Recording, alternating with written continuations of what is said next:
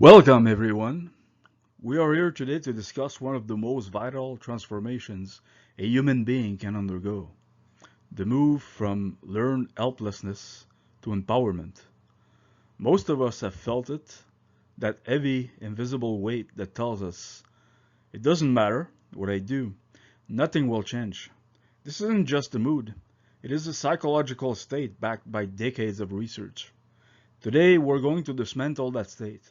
We will explore how our brains can be conditioned for passivity, and more importantly, how we can scientifically rewire ourselves for agency. By the end of this hour, you will have a toolkit that bridges the gap between feeling like a passenger in your own life and becoming the architect of your own destiny. Let's begin this journey into the locus of your control.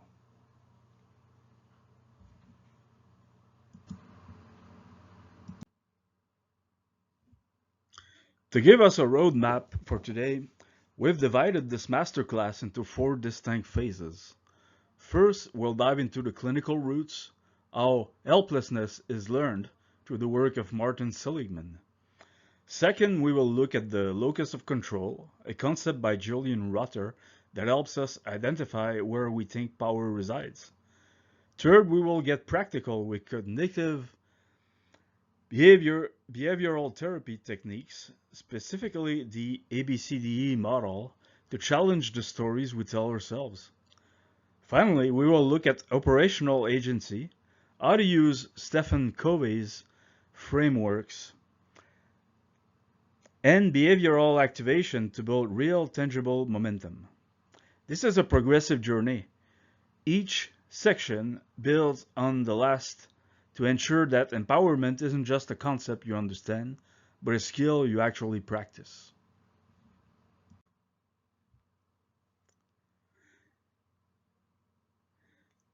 Before we can fix a problem, we have to understand the mechanics of how it was built. Helplessness isn't usually something we are born with. It's an adaptation.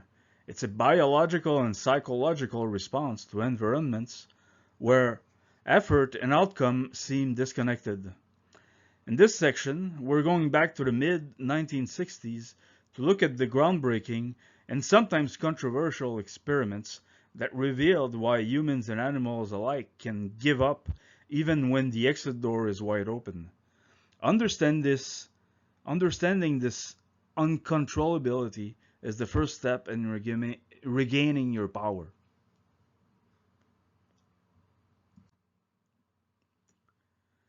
In 1965, a young psychologist named Martin Seligman and his colleague Stephen Meyer were conducting research on classical conditioning. They weren't looking for helplessness at all. They were studying how animals learned to associate sounds and events. However, they stumbled upon something that broke the prevailing psychological theories of the time. They noticed that some subjects didn't behave as expected. Instead of trying to avoid the negative stimulus, they simply sat there. They had discovered the independence of effort, the moment when a brain decides that action is a waste of energy. This discovery became the foundation for how we understand clinical depression, chronic stress, and social stagnation in humans today.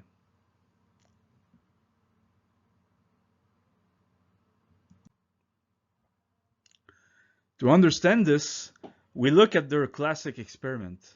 They divided subjects into three groups. The first group had control. They could stop a negative stimulus by performing a simple task. The second group, the yoked group, received the exact same stimulus, but nothing they did could stop it. Their outcome was entirely dependent on the first group. The third was a control group. This setup allowed researchers to isolate one specific variable, controllability. It wasn't the stress itself that caused the psychological breakdown. It was the uncontrollability of that stress. This is a vital distinction. Life will always be stressful, but it's the perceived lack of an off switch that causes the deepest damage to our psyche.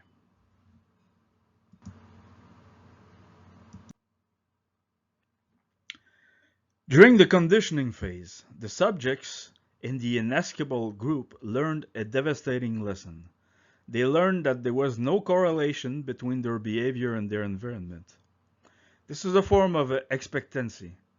The brain is an association machine. It is constantly trying to figure out, if I do X, will Y happen? When the answer is consistently no, the brain effectively shuts down the motor for initiation. This isn't laziness, it's a high-level cognitive association.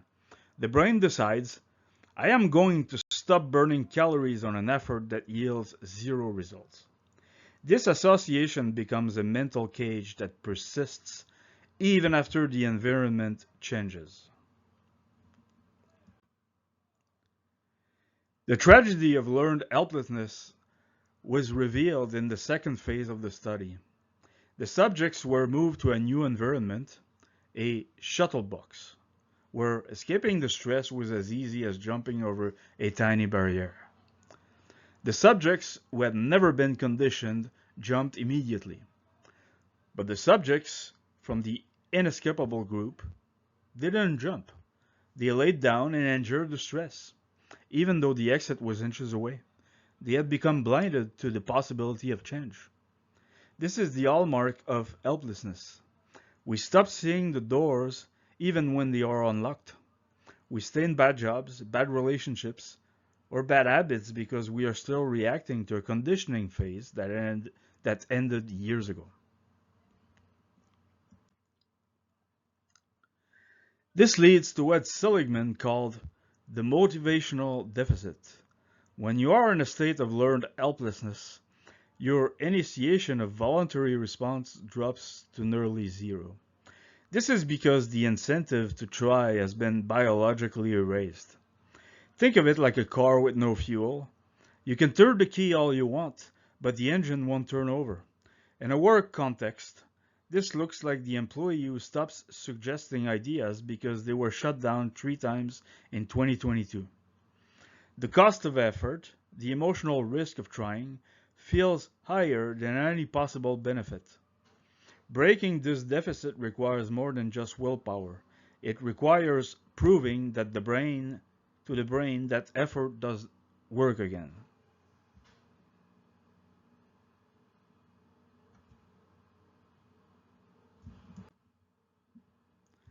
Next is the cognitive deficit, which is perhaps more insidious. This is a mental filter that actually blocks you from perceiving success. When a person in a state of helplessness actually does succeed at something, they don't think, I did it. Instead, they think, I got lucky, or this was a fluke. Because they believe they have no agency, they cannot internalize their own victories. This creates a self-fulfilling prophecy. If you can't own your wins, you can't build confidence.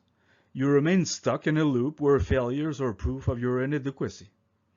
But successes are just random noise. This is why reframing your narrative is so essential to empowerment.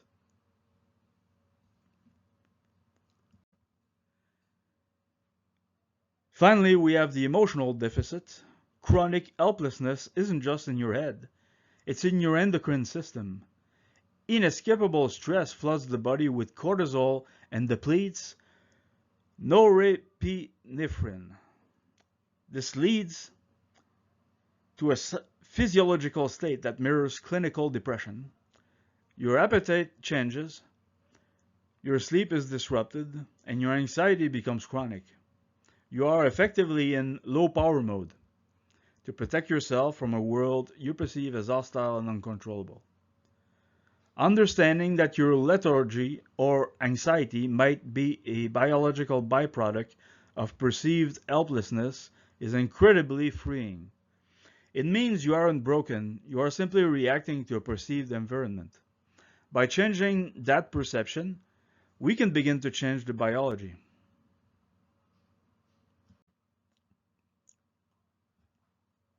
By the 1970s, researchers confirmed these patterns in humans. We aren't dogs in shuttle boxes, but our cages are often just as real. Human helplessness manifests as decreased problem-solving ability and social withdrawal. When we feel we can't change our financial situation, our health, or our social standing, we stop looking for solutions. We begin to externalize everything. We blame the economy, our boss, or our genetics. While those things are real factors, the helplessness part is when we decide that because we can't control everything, we shouldn't try to control anything. This section is about identifying where you might be sitting down in your own life while the exit is wide open.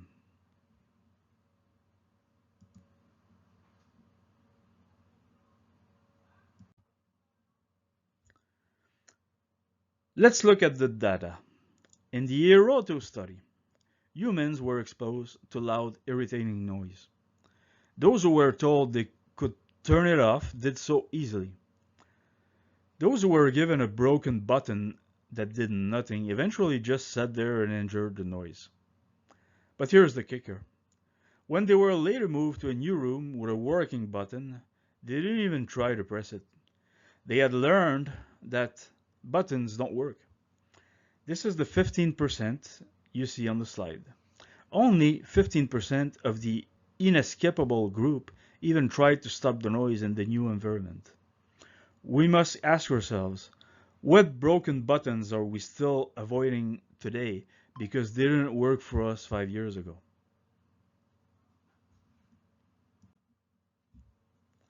In the professional world, learned helplessness is a productivity killer. It often looks like bureaucratic stagnation. You see it in employees who have seen too many failed initiatives or had too many ideas ignored. They stopped innovating. They show up, do the bare minimum, and go home. This is passive management. Leaders who feel they can't impact the big KPIs, so they micromanage trivial things like font sizes or desk cleanliness just to feel a sense of control. If you feel stuck in your career, ask yourself, have you actually run out of options or have you just stopped looking for the lever because you're used to it being broken? We see this in our personal lives too, often through the silent treatment or chronic withdrawal. In a relationship where one partner feels their communication is never heard, they eventually stop speaking. This is emotional detachment. It's a defense mechanism. If I don't try to connect, I can't be rejected. If I don't ask for what I need, I won't be disappointed when I don't get it. But this safety is a trap. It leads to a life of quiet desperation where the relationship becomes a hollow shell. Recognizing this learned silence is the only way to begin the hard work of re-establishing a locus of influence within your own life.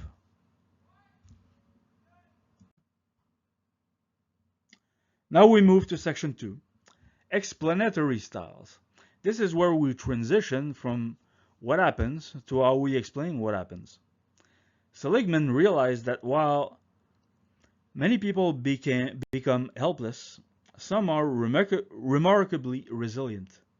The difference isn't in their circumstances, it's in their explanatory style, the narrative lens through which they view success and failure. We aren't just passive observers of our lives, we are the narrators. The story we tell ourselves about why we failed or why we succeeded act as the software that runs our emotional lives. In this section, we are going to learn how to rewrite that software using the 3Ps framework.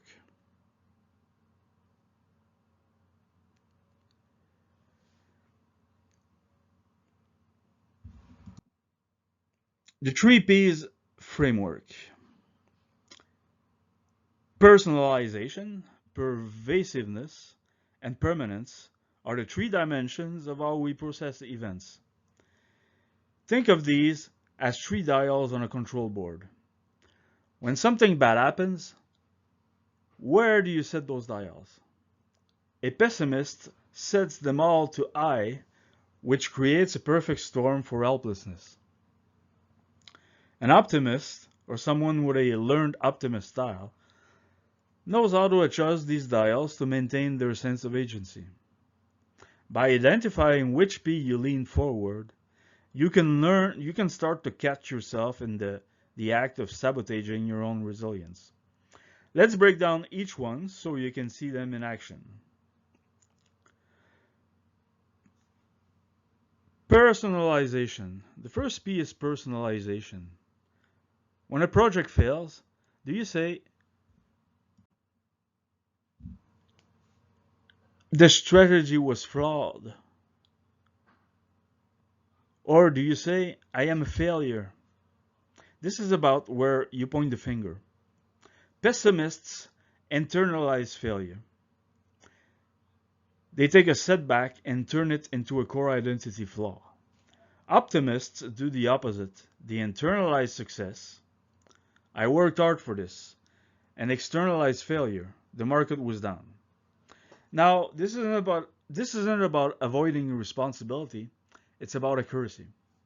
If you blame yourself for things outside your control, like a global pandemic or a coworker's bad mood, you are burning emotional fuel on a fire you can't put out. Pervasiveness. The second P is pervasiveness. This is about the leakage of a problem. If you have a fight with your spouse in the morning, does it ruin your whole day? Or is it just a tough 10 minutes? A pervasive style generalizes failure. I'm bad at math, so I'll probably be bad at managing this budget. And I'm probably a bad businessman overall. It's a domino effect. A specific style, however, contains the damage. I had a bad meeting, but I'm still a great athlete and a good friend. By containing failure to one specific box in your life, you prevent it from overwhelming your entire sense of self. The third P, and arguably the most dangerous, is permanence. This is the belief that it will always be this way. When you lose a client and you think I'll never find another one, you are projecting a temporary setback into an infinite future. This belief is the primary driver of helplessness because if something is permanent, there's no point in trying to change it. Optimists view negative events as unstable and temporary. They say, this is a hard month, not this is a hard life. By temporalizing your struggles, you leave the door open for things to get better. You remind yourself that this too shall pass.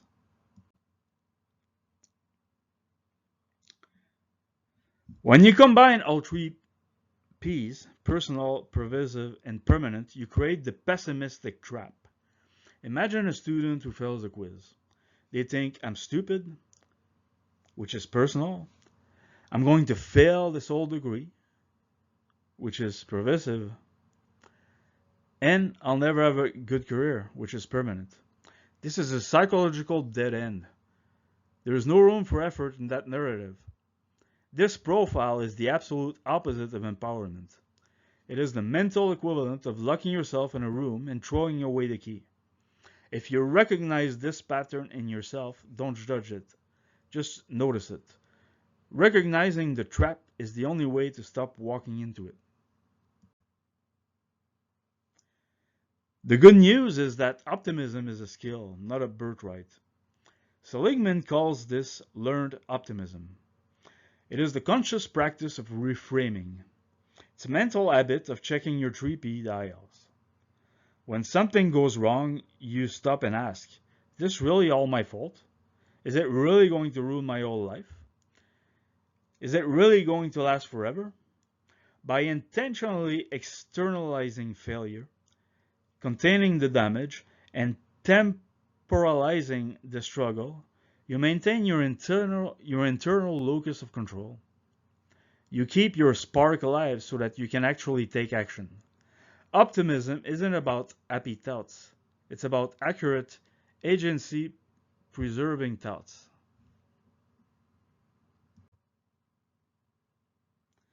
To master this, we have to look at our blind spots, what psychologists call cognitive distortions. One of the biggest is emotional reasoning. I feel like an idiot, therefore I must be one. We treat our feelings as facts. Another is mental filtering, where we ignore a mountain of positive evidence just to focus on one tiny negative detail. It's like standing in a beautiful garden but only looking at one dead leaf. These distortions fuel the tree peas. They are the bugs in our mental software. By learning to label them, oh, that's just my mental filter talking, you take away their power to dictate your reality.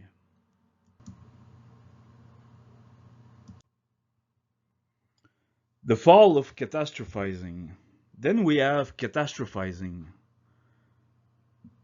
It's like the domino effect on steroids. This is when your brain takes a small setback and builds a bridge to the absolute worst case scenario. I forgot to pay the power bill. I'm going to lose my credit score. I'll never be able to buy a house. I'll end up alone. This type of thinking triggers the fight or flight response for a problem that hasn't even happened yet. It paralyzes you. To stop catastrophizing, you have to stop the dominoes. You have to bring yourself back to the present moment and the single actionable step you can take right now to fix the immediate problem.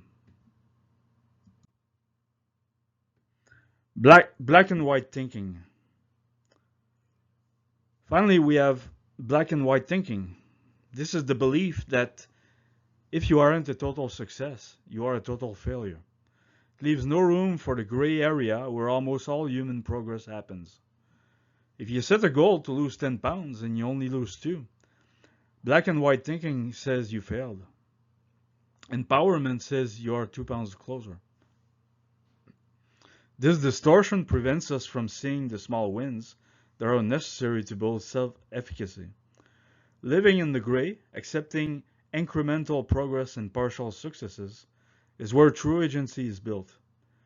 It's not about being perfect, it's about being active.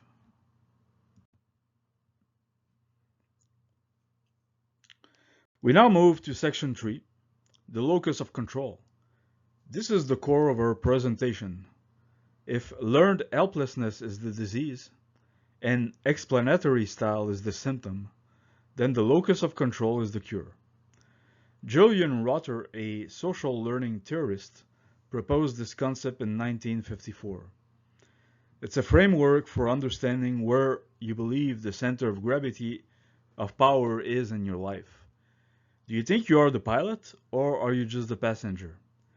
This section will help you measure your own agency and understand why moving that locus inward is the most important thing you can do for your mental health and professional success.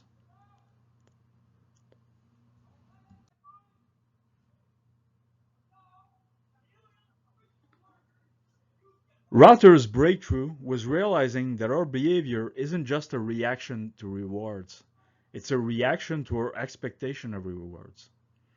He called these reinforcements. If you believe that working hard will lead to a promotion, you will work hard. But if you believe that promotions are only given to the boss's favorites, no amount of hard work will feel worth it. We develop these expectancies through our social interactions and experiences. Your personality, in Rotter's view, is a set of learned patterns about where power comes from. By understanding this, we realize that we can relearn where that power resides. Let's look at the external locus of control. Someone with a high external locus feels like a puppet. They believe their life is dictated by the system, the economy, luck, or fate. When things go well, they think I got lucky. When things go poorly, they think the world is against me. This leads to high stress and chronic anxiety because you feel like a small boat in a massive storm with no rudder. You become reactive. You wait for things to happen to you and then you complain about them. This is the birthplace of helplessness. It's a very crowded and very miserable place to live. On the other side, we have the internal locus of control. This is the belief that you are the primary driver of your life's outcomes. It's the belief that your effort, your choices, and your discipline matter more than your circumstances. People with an internal locus are highly resilient. When they hit a wall, they don't blame the wall, they look for a ladder. They are proactive. They take ownership of their health, their finances, and their relationships. They don't ignore external reality, they just refuse to let it be the deciding factor. This is the architect mindset, and it is the foundations of all high achievement. It's important to remember that this isn't a binary choice, it's a continuum. Most of us are internals in some area and externals in others.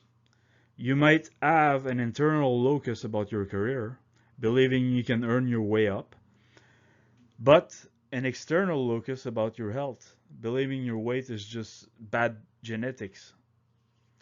The goal isn't to be 100% internal, that's impossible and leads to toxic self-blame. The goal is to move the slider toward the internal side in as many domains as possible. It's about taking back the territory of your life that you've given away to fate or luck.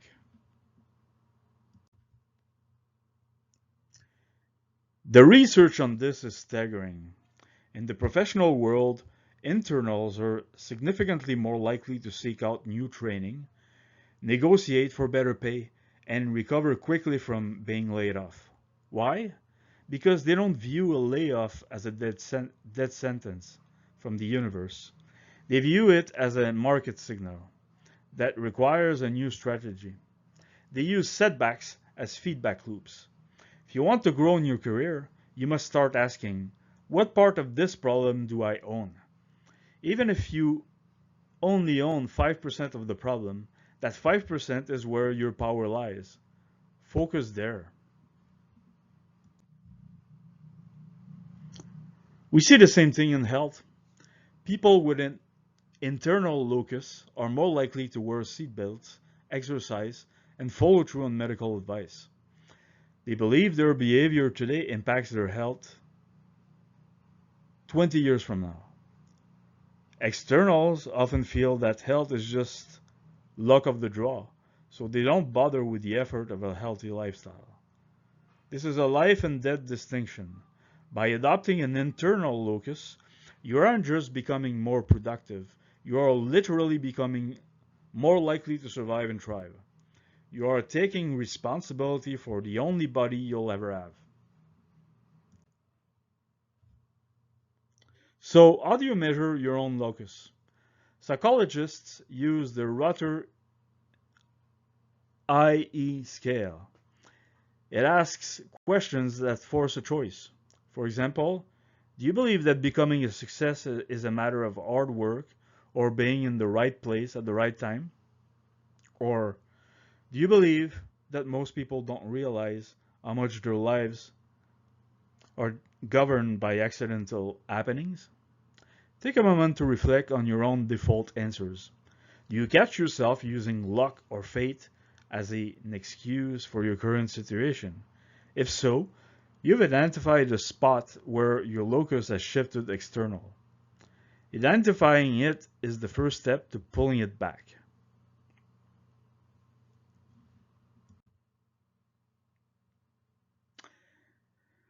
Section 4, CBT and the ABCDE model. This is our operational toolkit. We've talked about the theory. Now let's talk about the practice. The ABCDE model is a tool from cognitive behavioral therapy popularized by Seligman, designed to interrupt the automatic pilot of your brain. When a negative event happens, your brain follows a pre-programmed path to helplessness. The ABCDE model is like a circuit breaker. It forces you to stop, analyze, and redirect that energy. It turns a feeling which you can control into a debate which you can. Let's walk through that step.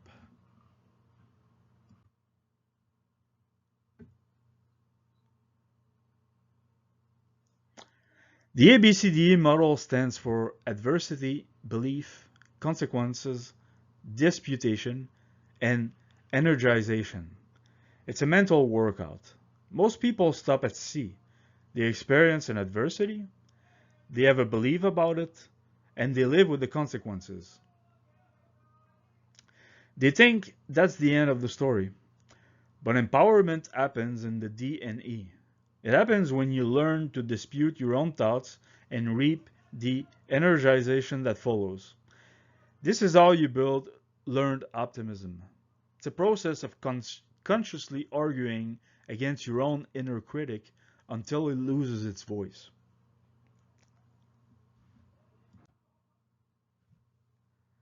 A is for adversity. This is the trigger event. The key here is to be an objective witness. Strip away all emotion and interpretation. Don't say, my boss hates me and ignore my email. Say, I sent an email at 9 a.m. and as of 5 p.m. I haven't received a response. This is the fact. Adversity is neutral until your brain gets hold of it.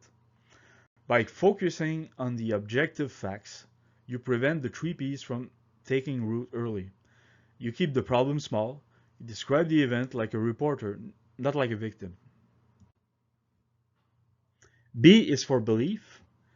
This is the inner story. This is where you catch your brain in the act of catastrophizing or personalizing.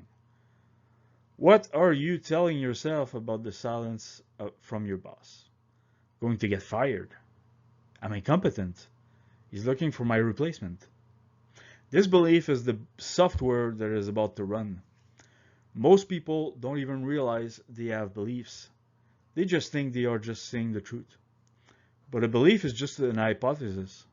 By identifying the belief, you can start to treat it like a theory that needs to be tested rather than a fact that must be accepted. C is for consequences. This is the emotional and behavioral fallout of your belief. How do you feel? Anxious, paralyzed, hopeless? And what do? Do you stop working? Do you snap at your coworkers? Do you go home and eat a bag of chips? Notice that the consequence isn't caused by the adversity. It's caused by the belief. If you believed your boss was just busy in meetings, the consequence would be patience, not panic.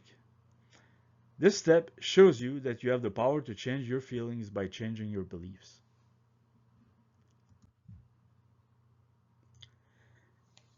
This is the most important step, disputation. This is where you put your belief on trial.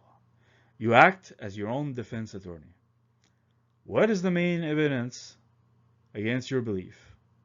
I've had a great performance review. My boss has been busy all day. I've sent emails before that took 48 hours for a reply.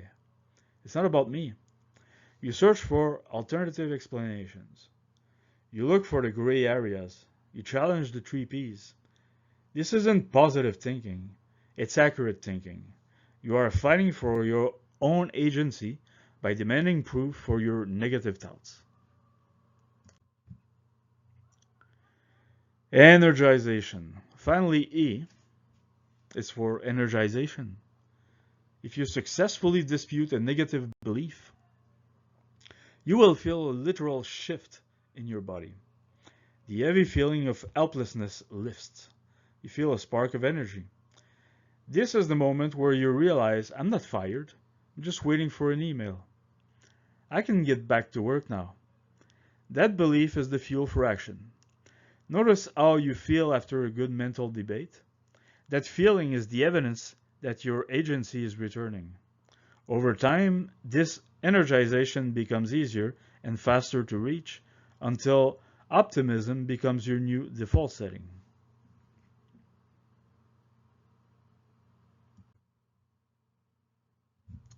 We now move to section 5, proactive agency. We've talked about how to think. Now let's talk about how to focus. We're moving into the world of Stephen Covey and the 7 habits of highly effective people. Covey's work is the perfect bridge between Rotter's locus of control and your daily to-do list. If you feel overwhelmed and helpless, it's usually because your energy is leaking. You are spending too much time worrying about things you can touch.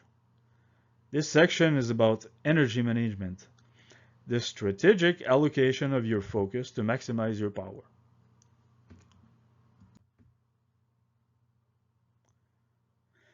Covey gave us a simple but profound model: the circle of concern and the circle of influence.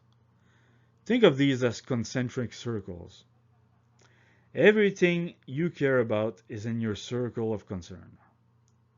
Your health, your kids, the price of gas, the outcome of the next election. But only a portion of those things are in your circle of influence, things you can actually do something about. Proactive people focus on the inner circle. Reactive people live in the outer circle. The more time you spend in the outer circle, the more helpless you feel. The more time you spend in the inner circle, the more powerful you become.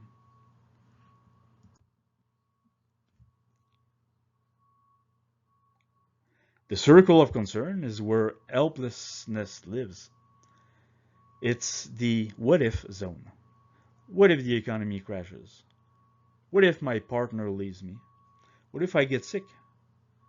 These are valid concerns, but if you have no handle to grab onto, worrying about them is just emotional friction.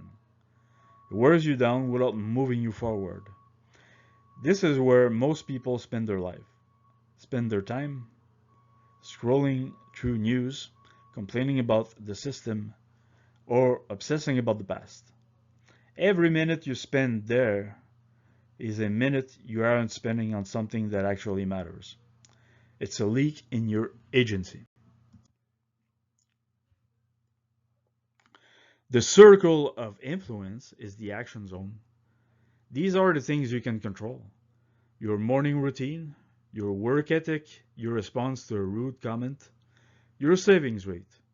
When you focus here, something magical happens. Your circle of influence starts to expand. As you become more disciplined, you get promoted, which gives you more influence. As you become healthier, you have more energy to tackle bigger problems. By focusing on the small wins inside your control, you slowly take over the territory of your concerns. This is the only way to build lasting empowerment.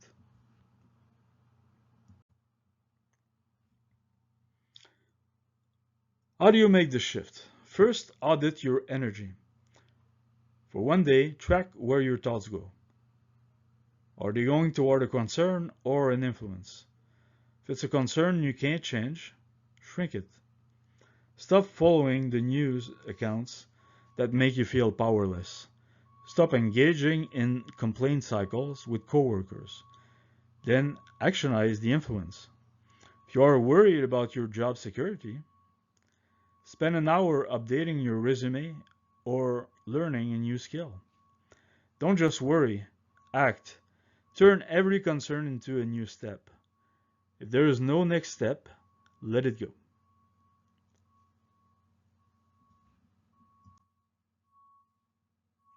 Finally, we arrive at section 6, momentum in action. This is the finish line. We have rewritten our narrative, identified our locus, and focused our energy. Now we just have to move. Empowerment is a physical act. You cannot think your way out of learned helplessness. You have to act your way out. Action is the ultimate antidote to apathy. In this final section, we will look at how to break the inertia of passivity using behavioral activation, small wins, and most importantly, self-compassion.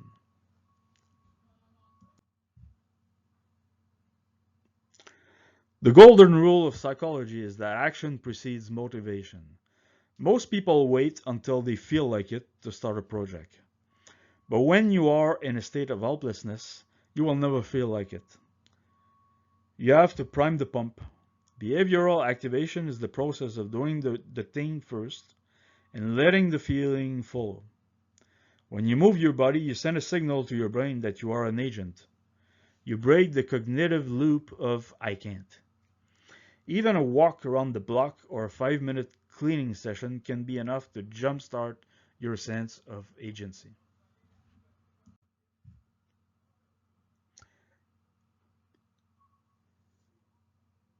This is where the 1% rule comes in. Empowerment is built through small wins. In psychology, we call these mastery experiences.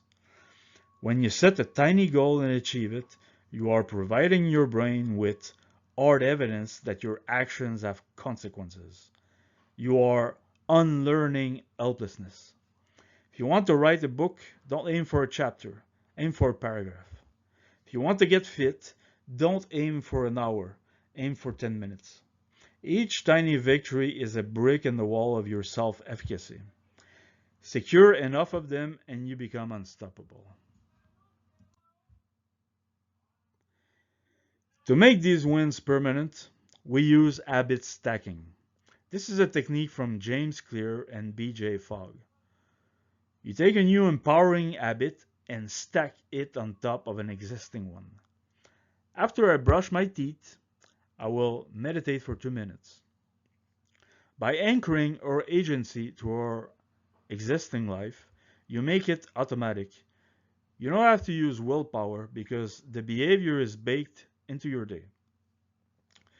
This is how you move your locus of control from a conscious effort to a natural state. You aren't trying to be empowered. You are just a person who meditates after they brush their teeth.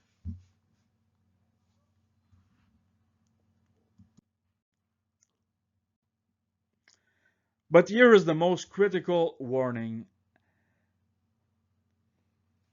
As you move toward an internal locus of control, you will inevitably fail sometimes. If you meet that failure with harsh self-blame, your brain will retreat back into helplessness to protect itself. This is why self-compassion is your agency anchor. Kristen Neff teaches that self-kindness isn't weak. It's a safety net that allows you to take risks. If you know you won't execute yourself for a mistake, you'll be much more likely to try again. Compassion keeps the door open.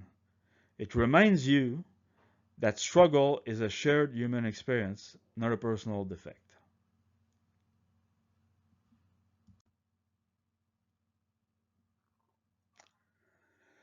We have come to the end of our masterclass. We've moved from the cages of 1965 to the circles of influence of today.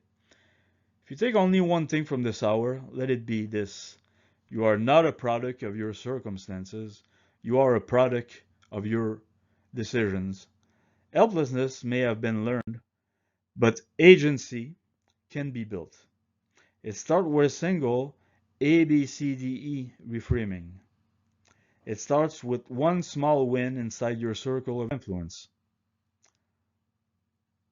It starts today. You have the tools, you have the narratives, and you have the power. Go out there and master your own locus of control. Thank you.